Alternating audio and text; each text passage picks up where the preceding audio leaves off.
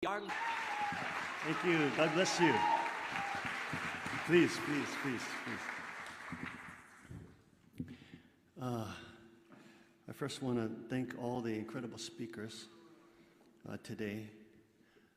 Truly, it's so inspirational to see the principle taught by such amazing pastors, men and women of God. Let's give them all a great round of applause, everybody. Give it up for our amazing pastors and today.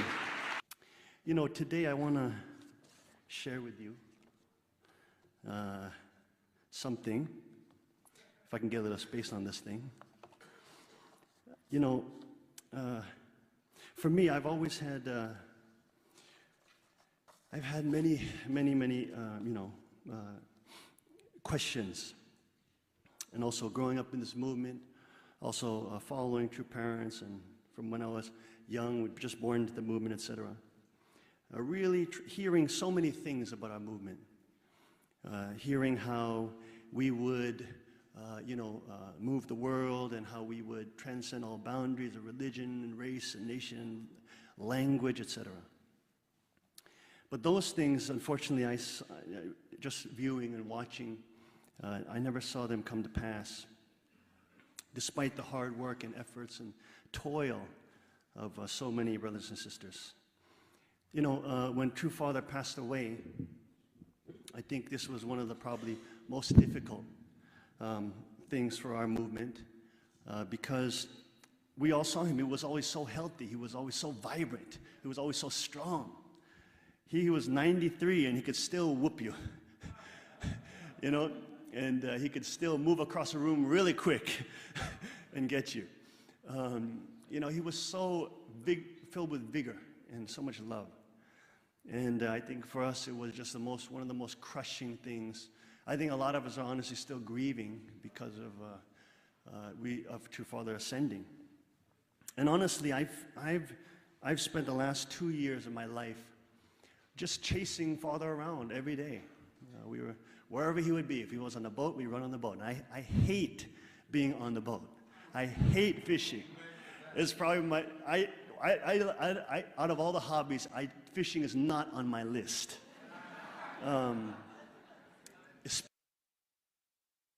Especially on the oceans, you know, with the waves that he would challenge, or in America, or wherever he would be, we would have to be with him. And I think probably that was probably one of the most challenging times of my life. But also, when I reflect on it, of course, one of the greatest blessings that I was able to partake in. One of the things that always, I think really saddened my heart was after Father ascended, he didn't visit me.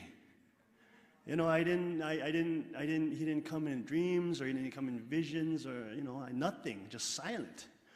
I remember when my brother Hyungjin passed. I mean, Hyungjin was, I saw him in dreams, and, and also all such things. I had experience with Hyungjin, holding my hand and things like that.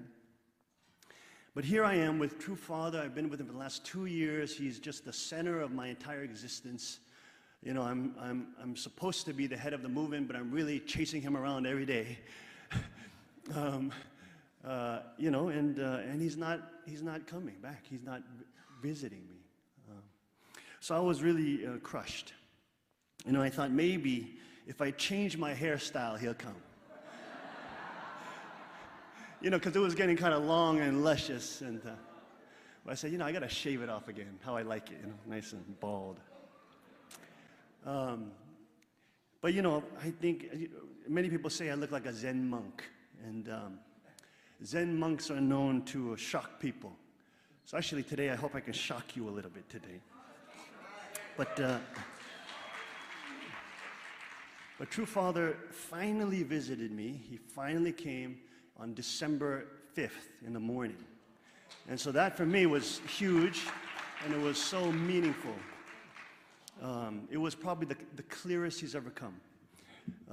December 5th is the day actually ACLC, the executive committee, came and visited us at East Garden. And so it was in preparation for that, I believe. The 13,000, I think, was weighing on Father's heart. And he came in a vision, very strong. The scenario was that there was some kind of blessing. And Father was very angry. He was very angry. He was filled with holy wrath.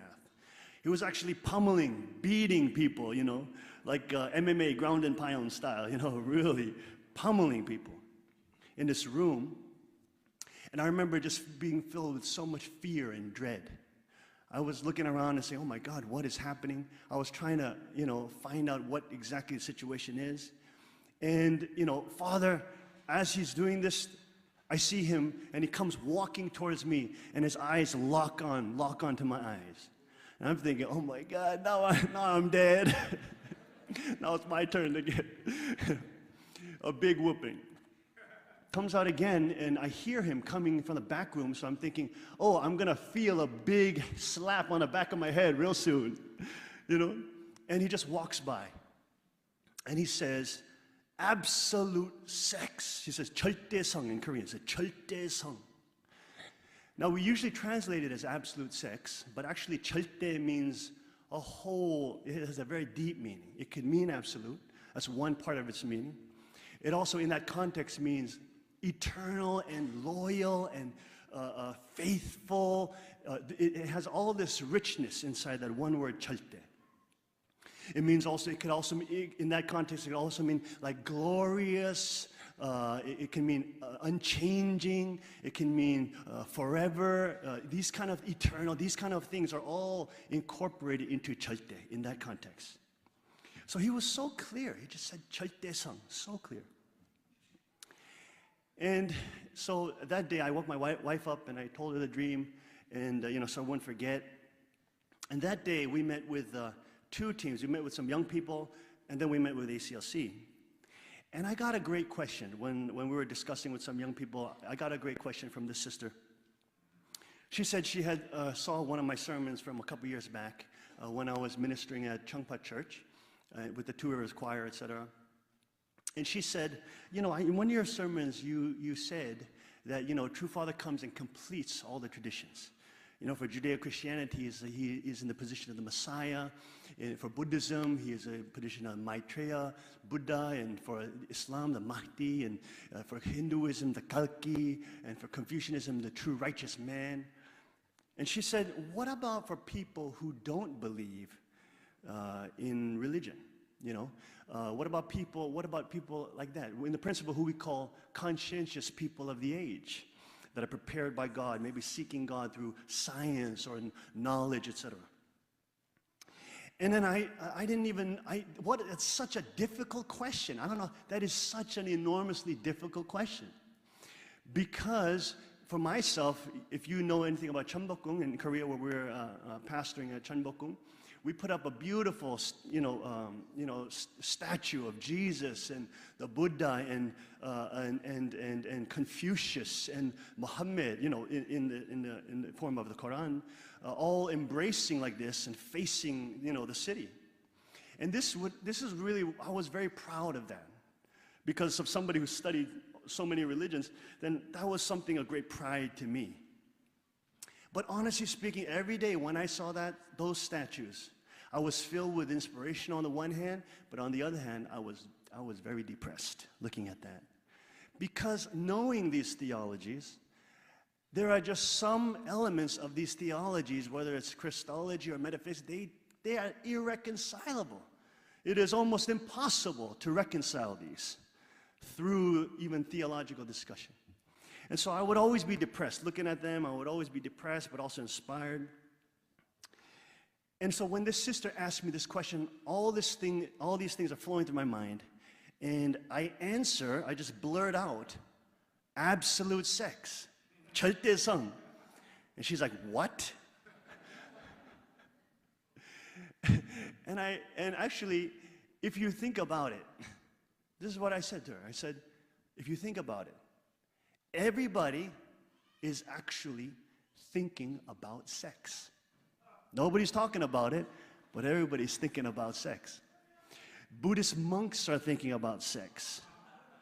Priests are thinking about sex. Imams, beyond religion, beyond race, language, beyond age groups or racial boundaries. Actually, everybody is thinking about sex. It's so omnipresent, it's so omnipotent, it's everywhere you walk, everywhere you go, every time you turn on a computer, every time you turn on TV, all we see is sex. And so, I'm sitting here talking to this sister and saying to her, this is already what everybody is thinking about. But there's it's like religions are silent on this central issue. Silent. In the Buddhist monastic code, in the Vinaya Pitaka, which is a monastic code of monks, there are many, many, many, many regulations on sex. Specific. Like a monk must not, place his penis between two heart surfaces, or a monk must not place his penis there are these codes within the monastic law, because actually people are thinking about it, or if have not done it, those kind of things. But we don't want to talk about it. We never want to talk about it. Religions have been silent on this issue. And so when I was thinking about talking about that conversation, I was thinking, what is actually the core of the principle? What is actually the core of true parents' teaching? I mean, we say it's true love, or we say it's, marriage, or the blessing, or we say it's give and receive action, or the purpose of creation, or that if true Father can discover the origin of sin, or that he can explain the providential history of the Bible. But really, what are we talking about? Really, when we get into it, what is the principle all about? The principle is all about sex. That's what the principle is about. The purpose of creation is God in absolute sex between a true husband and a true wife, experiencing love and life, and also spreading lineage throughout that family. What I call good sex, right? And then the fall of man is bad sex. It's all screwed up, screwing that whole process up. The process of restoration, the rest of the entire principle is about restoring good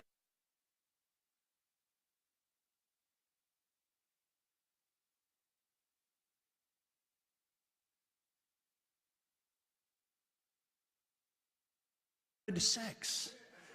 Actually, the whole principle, the entire Father's teaching, whether you talk about true love or husband and wife relationship or living for the sake of other, or whether all these wonderful things that exist within his teaching, when you get down to the core of what it is he's actually teaching about, when we get through all the shyness and the bashfulness and the red cheeks and everything, he's actually talking about sex. He's talking about good sex.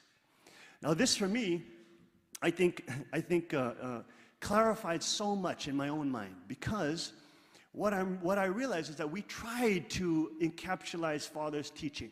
What is it? It's living for the sake of others, or it's inherit the true love of God. And we tried to, how can we explain true parents' teaching in a short way? But actually, true parents' teaching, again, falls just on this fundamental topic, this fundamental theme that actually transcends every single demographic, age group, every boundary. Everybody's actually saturated, and brain is filled with sex. Unfortunately, in this world, it is bad sex which saturates our mind, and the people who are most vocal about sex are promoting not traditional marriages, or not long-lasting relationships like that, but what Father would call the free love, or homosexual type of sex, or but very vocal about this, so that we can't not hear it. Right? So where we go in society, wherever we go, even in our schools, teaching middle school kids about sex and education, about penis and vagina, and also putting condoms on bananas. This is a reality of our kids that have to grow up in this world. But religious people don't want to talk about it because it's unholy, because we had to be celibate, and we're not supposed to be talking about these issues. It's not holy. See, this is why Father is so radically different. When I was with him every day, I would get a lecture on absolute sex. He would talk about it all the time. He would talk about it in the morning. We'd talk about sex. In the lunchtime, he'd talk about sex. At dinner time, he's talking about sex. Before he goes to bed, he's talking about sex. In the morning, when we wake up, he's talking about sex. Every time, above 20 minutes long, Father is talking about sex. Concave, convex, penis, vagina. Every day. It was a reality every day. Father was talking about this all the time. And yet all of us would hear this and we would be shy. We'd think, what the heck is Reverend Moon talking about? Why is Father talking like that? I remember he had world presidents. We had the president of Samoa, I believe, or one of the presidents of Oceania in Hoondoke, and Father was going into graphic detail about sex. And he's sitting there thinking, what is going on? The translators didn't want to translate Father's words. So why is he talking so much about sex? And we are closing our ears. We don't want to hear about it. We're embarrassed about it. If you think about it, the only voice that's out there proclaiming and celebrating sex is, as Father would always say, is Satan, who has dominated the world, who has controlled the minds and hearts of all by infusing it every day, 24 hours a day, every time you turn on the TV and the computer and the radio and the whatever, saturated by bad sex. So I was a little shocked, to discover, hey, my God, Father, the core of all your teachings is actually, you're talking about sex. I didn't know it was, even though you were beating it into our heads every day for the last 2 years, hundreds and hundreds of days, we still it didn't come clearly in our mind. And so I took a look at some of Father's words. I just looked it up in Cheonseongeong just to see. And I got this huge list of Father talking about absolute sex. And again, absolute sex being a very broad and beautiful meaning with sex. I think one of the things as a young person growing up in this movement, all we hear is about the fall. We hear about bad sex and evil sex and fallen sex. It's terrible, it's horrible, it's destroyed everything, it's created Satan's lineage throughout the world, and you have to, and it's evil, it's so evil. And then once we're blessed, it's okay, bye-bye, I can have lots of children. All we heard is that it was evil, it was terrible, it's demeaning, it's degrading, it's wicked. That's all we heard. Where is the movement where we are also hearing about the glory, the joy, the pleasure, the enjoyment, where God is indwelling within sex? See, we don't want to talk about it. We all think about it. We don't want to talk about it. Me too. I'm more like a Buddhist monk. My God, I don't want to talk about it all the time. But my God, Father was so clear in this vision. He was so clear. This is the center of it all. So let's look at some of his words, just in case some of you don't believe me. Let's look at some of his words. This is in 96 in D.C. This was In Search of the Origin of the Universe. Let's read it together. Then what did God, this is where we had so many dignitaries. We had high-level VIPs there, and we had this beautiful banquet, and it's very, classy, and here Father goes. Okay, what's he going to talk about? Let's read. Then what did God expect from Adam and Eve? God expected absolute sex from them. You world leaders gathered here tonight, please learn this truth and take it back to your countries. If you start a campaign to secure absolute sex in your country, your families and your nation will go straight to heaven. When there is absolute sex, an absolute couple will emerge automatically. Words such as free sex, homosexual, and lesbian will naturally disappear. This was in 96. Let's look at some other ones. This is Cheonseongeong, page 538. Let's look at this together. Come on, let's read the blue part with me. Read with me. From now on, please make the absolutely pure sexual organ, unique sexual organ, unchanging sexual organ, and eternal sexual organ the basis of your pursuit of God. The basis of your pursuit of God. My God. I mean, I said it in a sermon on Wednesday. If you are pursuing your spouse, you are, as a true husband, you are pursuing your spouse. And specifically, as Father says, your spouse's holy sexual organ, then you are pursuing God, is what he's saying. Who's talking like this in the world? Who is talking about sex like this so clearly? Nobody, nobody. We only have other voices that teach us what good sex should be. True Father is the only one. Let's look at the next one. This is Chun Seung-young, 1287. And if you have Chun Seung-young, look through it. There's literally dozens and dozens, almost endless supply of words on this topic. Let's look at that question, the blue parts together. We'll start from that sentence, you. Come on, let's read together, everybody. You should understand that it is the original source and starting point of the kingdom of heaven on earth and in spirit world. It is also the origin of freedom, happiness, and peace. Father is saying the sexual organ, is he talking about that when he's talking about it, is the original source and starting point of the kingdom of God on earth and in the spirit world. That when a true husband and a true wife, in complete true love, living for the sake of others, sacrificing for each other, loving each other fully and completely, serving each other fully and completely, then in that relationship is the kingdom of heaven, that it begins. That it is also the origin of freedom, happiness, blood, sex, a lot. I only heard about fall and bad sex. And when I looked at our couples, I didn't see them loving each other so lovey-dovey, and kissing all the time. No, I always saw them in different rooms, in different areas, never touching, never holding, and, always, that's not inspiring for me as a young person. I don't want to get married then. I don't want to be blessed if that's going to be what it's like. I want to be in a warm and loving and embracing relationship. I want our blessed families, if we would show that, if we were so open about talking about true love and what Father's so open about talking sexual organs all the time and playful and joyful like that. My God, then maybe, I did want to get married because I saw father and mother's relationship.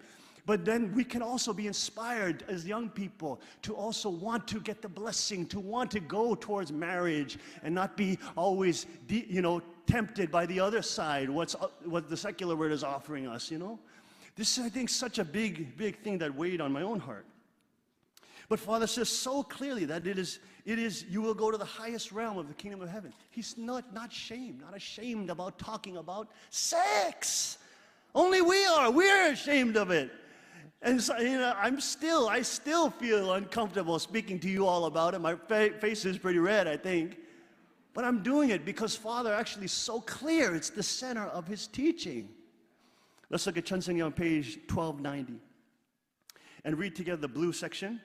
The kingdom of heaven on earth and in spirit world. Oh, okay, hold on. Let me get 1290. Next slide, please. There we go. Let's read the blue together. Come on. The kingdom of heaven on earth and in spirit world. And the origin of God's happiness. Okay, that's not it. Is that not it? Okay, next one. There we go. Is that it? Okay, we'll do that together. This is a nice one. This is nice. Come on, read it together. The kingdom of heaven on earth and in spirit world and the origin of God's happiness are molded there. God's laughter begins from there. The love organ is a place where God can find love and dance for joy.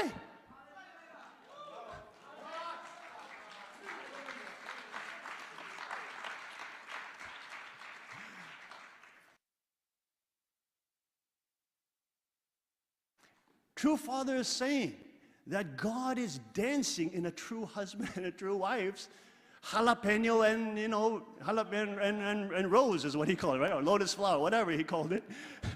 They are dancing. God is dancing, and he's dancing there.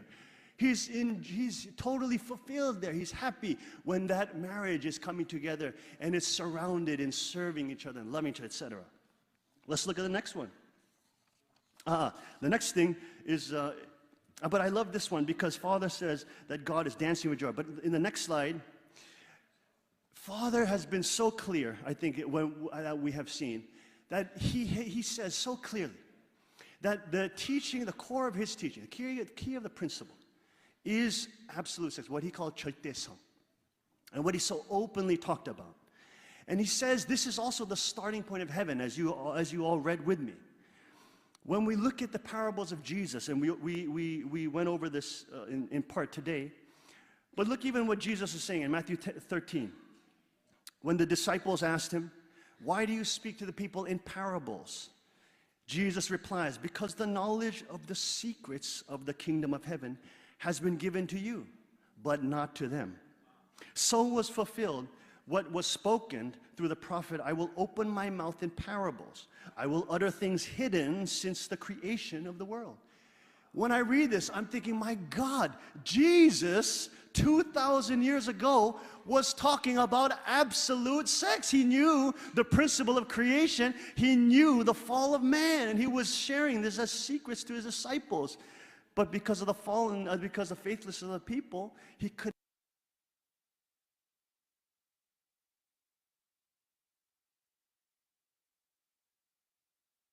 not share it clearly.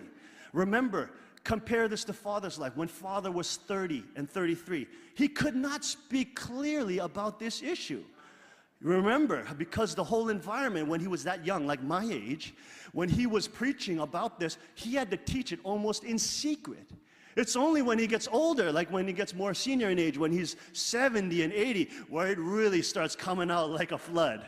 It really starts getting clear, very clear what he means. But when he's Jesus' age, he was almost speaking in parables about it. He was almost speaking in symbolic language about it. Here we see even in this chapter, Matthew 13, Jesus talks about he uses all these parables as names for the kingdom of God. The kingdom of God is like a parable of the sower, is like the parable of the mustard seed, is like yeast, is like a treasure hidden in a field, or a merchant looking for fine pearls, or a fishing net, or the weed. Jesus is talking about something. And if you read these things without the knowledge of what the purpose of creation, what the fall, and what restoration is, you're not going to understand what Jesus is talking about. But because true parents, as the Lord of the second advent, comes clear that Jesus here, the kingdom of God, is clear. It's starting from absolute sex, convex, concave, as he always said. True husband, true wife, eternal, forever, unchanging. That's where the kingdom is happening. Then you understand actually what these parables are preaching, what they're meaning. I want to look at one of these, and because of time, we're not going to look at all of these, but I want to almost exegete one of these, which is the parable of the weed. Look at this one. Look at this on the next slide, please. The parable of the weeds. Let's read this together. Jesus told them another parable. The kingdom of heaven is like a man who sowed good seed in his field. But while everyone was sleeping, his enemy came and sowed weeds among the wheat and went away. He answered, "The one who sowed the good seed is the Son of Man. The field is the world, and the good seed stands for the people of the kingdom. The weeds are the people of the evil one, and the enemy who sows them is the devil." Jesus is so clear. Who sows the seed of the weed? He says so clearly. He knows it's Satan. You are of your father the devil. Jesus is so clear. The seeds of the weed that overtake the whole field is sowed by Satan. He's so clear. And if Father was using this parable, if he was using this kind of language, we all know what he means by that. We know what he means by sowing the seed in the field and the weeds coming in from the enemy and the weed is from the devil. We know what he means. What's he talking about? He's talking about what? Bad sex? He's talking about bad? Or he's talking about good sex, right? Everybody say good sex. Come on, wake up, people. If you're sleeping on this topic, you got some problems. No, I'm just joking. I'm just joking. But you guys, think about it. Look at True Father towards the end of his life, right? He's focusing on OSDP. He's saying 13,000 must learn OSDP. He made all of the countries study OSDP. What is the difference between OSDP and DP? What is the main difference? It comes in the principle of creation. But clearly, more clearly, what is the difference? It's absolute sex. That's the big difference between OSTP and DP. It's absolute sex. That's the huge difference.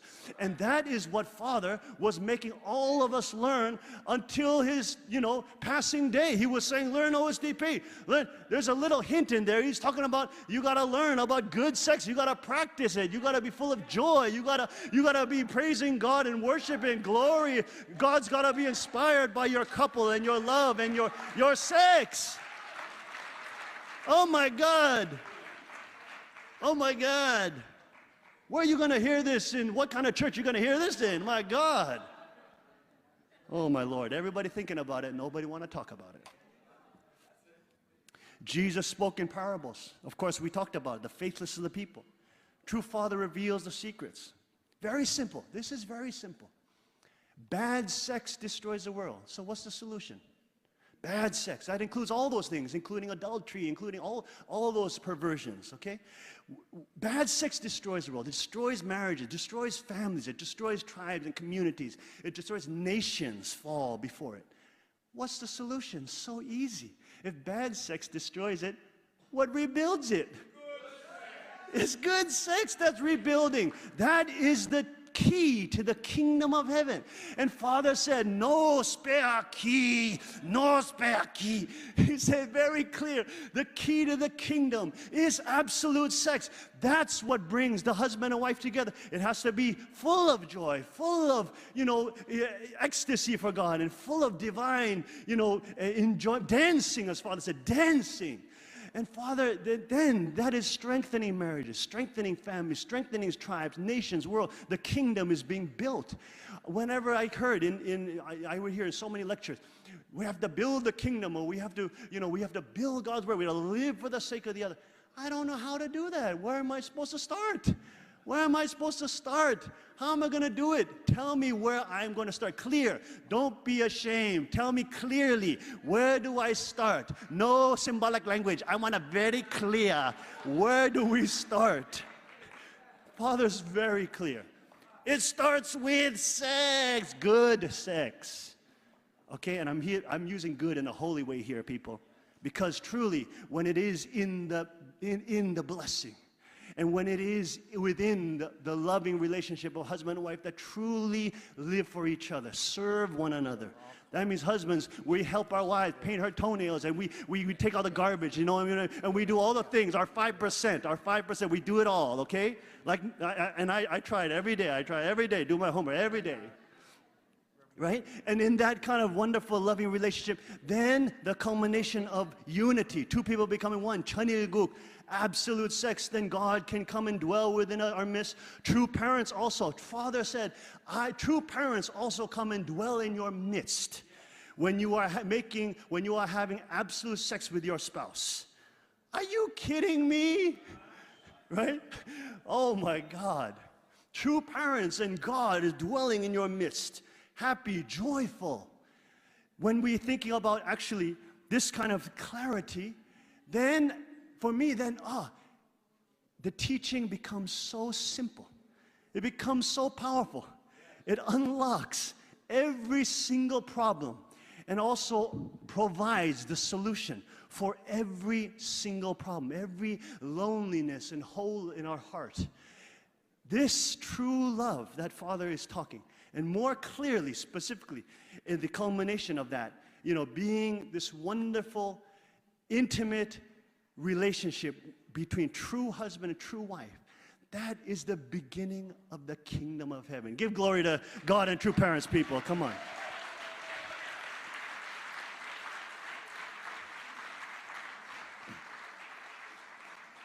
So even when we're talking about this, I know you're uncomfortable hearing me talk about this. You probably thought I'd come and talk about everybody must meditation today. And everybody close your eyes and breathe in and breathe out. You didn't think this bald man is going to talk about sex all the whole time? But this is because Father's actually teaching is so clear. When we even talk in our communities, when our blessed families are able to truly enjoy the blessing, truly between true husband and wife, be truly happy, And that's visible, and that's palpable, and that's overflowing. And we're sharing together. When we were sharing with Bishop Stallings and Jesse, Reverend Tanya, and my God, it was holy. It was holy communion. We're talking about sex, but it was holy. It was so holy, and it was so enjoyable, and it was so wonderful to be able to do as a community, right? When our communities are filled with that kind of teaching, when we are really focused on true parents' teaching. We are not being bombarded all the time by bad sex, but we're combating that at the same time by in our churches always talking about good sex, filling our minds constantly with good sex to protect ourselves from the intrusions of Satan trying to come in every angle, every minute, every time. As soon as you walk out into the streets, you're going to get these intrusions. That's when you got to put on you got to put in your head, good sex got to be rotating as your meditation in here. Constantly got to be filling this mind. Then Satan can't come in. He can't be invading us. And then we can always be wishing and pursuing our spouse in true love and unity. Oh my God. Anyways, so I have a lot of work to do with you all, because I believe that true Father in heaven, He made it so clear.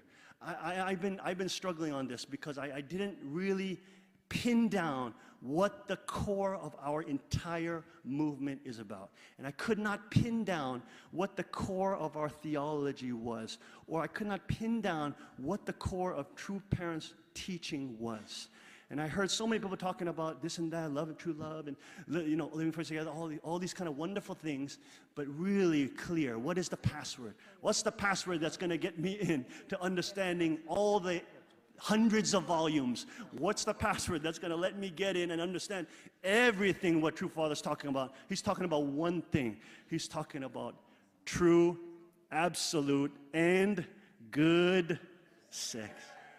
Don't be shy about it, people. Say good sex. Come on, don't be shy about it. Unification, shouldn't be shy about it. Stand up, people, because this time now for the good sex movement to rise and to start changing marriages and to start changing families and to start changing communities and to start bring joy back to marriage. True parents. Celebrate sex. Celebrate good sex. Hyungjin. It is time for the movement to rise and 13,000 to stand across America and spread to the rest of the world.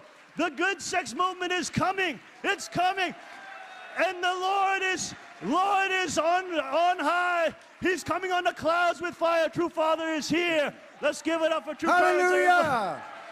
Reverend Hyungjin Moon, World President of the Unification Church. We'd like to present flowers now. I'd like to ask Bishop Edwards if you would escort co-pastor, Pastor Hyungjin Moon, to come forward. You can stand in the middle there. Stand towards the middle and face this way. Thank you, Hyungjin. Let's give Hyungjin a hand. Our co-pastor, and flowers will be presented by Dr. Luan and Mrs. Marie Rouse. Again, they were blessed in 2010.